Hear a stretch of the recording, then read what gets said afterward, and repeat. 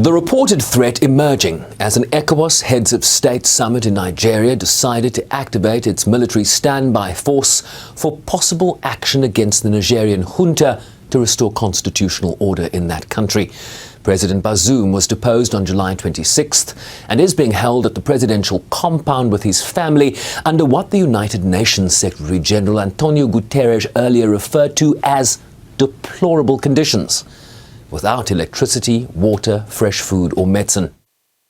The Secretary General reiterates his concern over the health and safety of the President and his family, and once again calls for his immediate, unconditional release and his reinstatement as head of state.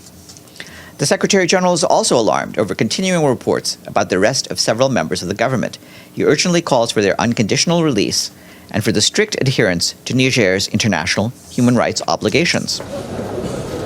ECOWAS has yet to provide details about the deployment of its standby force, while its chair indicated the bloc would prioritize diplomatic negotiations and dialogue to break the current stalemate. All is not lost yet. The outcome of this summit is a testament to the power of collaboration and unity. We have reaffirmed our commitment to the people of Niger and to the progress of our entire ECOWAS community. And you will see from the communique of this extraordinary summit that no option is taken off the table, including the use of force as a last resort. We remain steadfast in our commitment to supporting Niger in a journey towards peaceful and democratic stability in the country. The ECOWAS communique says the bloc will continue to enforce all punitive measures in relation to border closures, travel bans and assets freezes on all who hinder efforts to restore constitutional order, while calling on the African Union to endorse all decisions taken by the group in relation to Niger.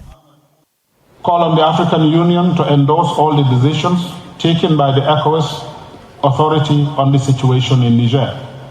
Direct the Committee of the Chief of Defense Staff to activate the ECOWAS standby force with all its elements immediately. Order the deployment of the ECOWAS standby force to restore constitutional order in the Republic of Niger.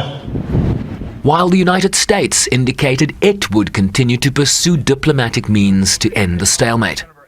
We continue to engage with our partners in the region. We continue to engage with other governments. The Secretary has discussed this a number of times with the French Foreign Minister. We continue to engage with civil society and NGOs in Niger to try and reverse and lead to a different outcome that restores constitutional order. We are considering a number of different policy options, but I wouldn't want to preview them from here at this point.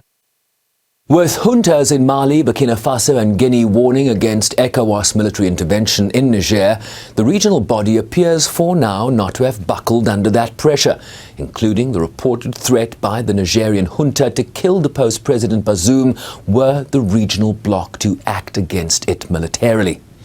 But continued diplomacy and sanctions remain on the table, with a peaceful outcome preferred here.